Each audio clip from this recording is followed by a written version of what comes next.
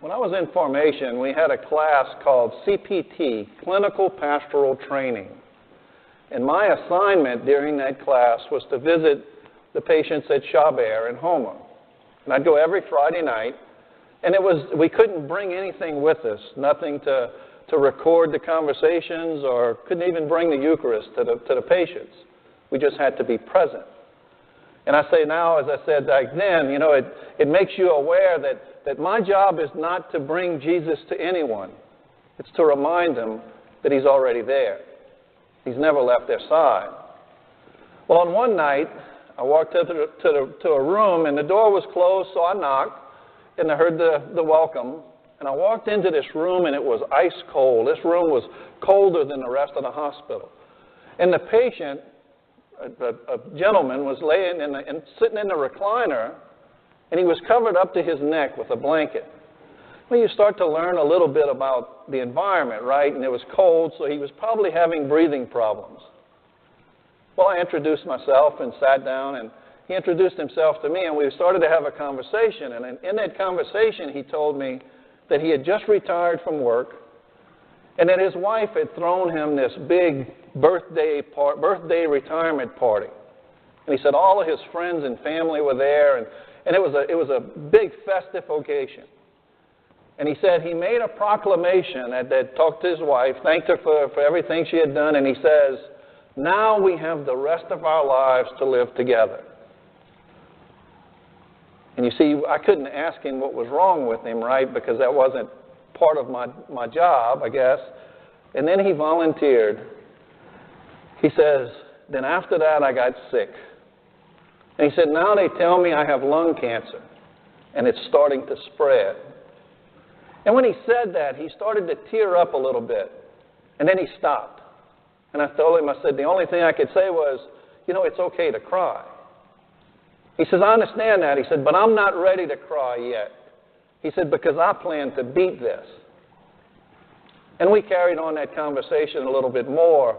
And I tell you, when you minister in a hospital like that, it's almost like ministering to a parade, because you hardly ever see the same person twice.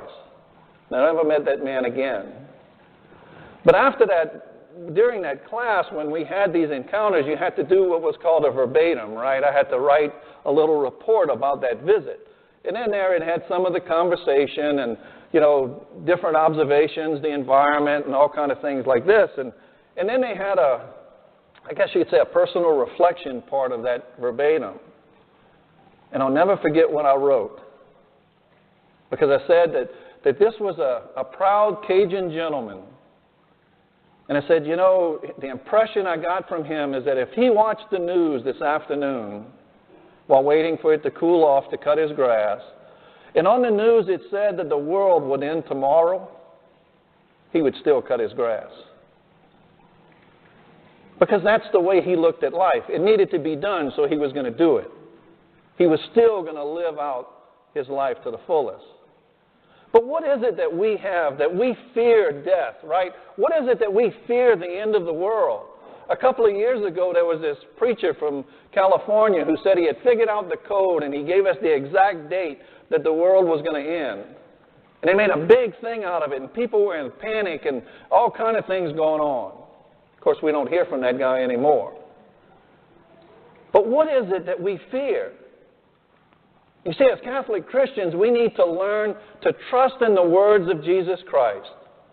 And what does Jesus tell us in today's gospel? Let not your hearts be troubled. Well, thank God we all follow that one, right? None of us worry about anything in life. We are faithful followers of Jesus Christ when it comes to not being worried. Whew, I wish that was true. Because I didn't speak for myself, because I know there's a lot of things that I worry about. And a lot of times that I look at this thing and I look at this reading and I say, gosh, help me, Lord.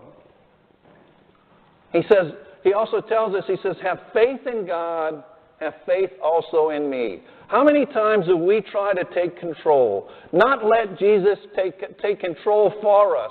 Not turn to him when we need help, because we think, you know what, he's too busy. I'm going to just go ahead and take care of it myself. He's asking us to surrender to him.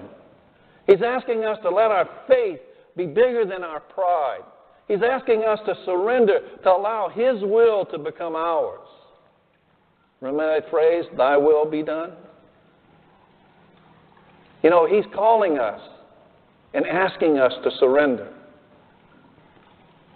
I was listening to, when I was preparing this homily, I heard there was a saint, and I can't remember her name, but her comment, her phrase was, the way to heaven is heaven.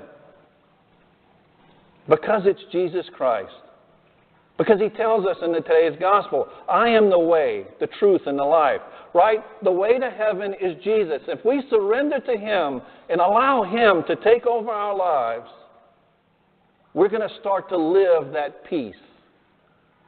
Instead of resting in peace, we can live in peace. We can live the life that He's calling us to live. Instead of surviving day to day, we can truly begin to live. I'll ask you a question. Do you know what's the difference between St. Pio, Padre Pio, and us?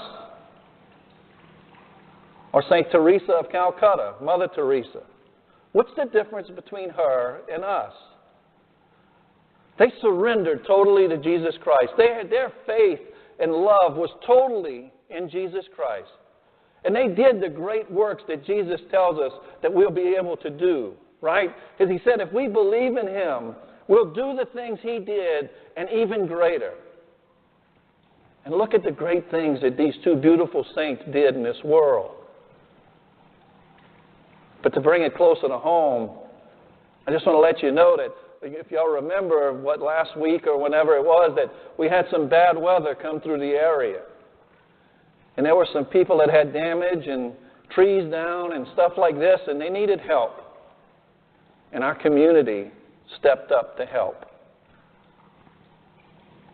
Our community came to the aid of those in need. You see, He said that we would be able to do the things He did and even greater. So if you ever heard the phrase that God provides, sometimes we have to remember it's us He's providing. Let not your hearts be troubled. Have faith in God. Have faith also in me. The words of Jesus Christ in today's gospel. Can we truly believe what Jesus is saying to us today? Can we truly surrender to Him and allow Him to take charge of our lives?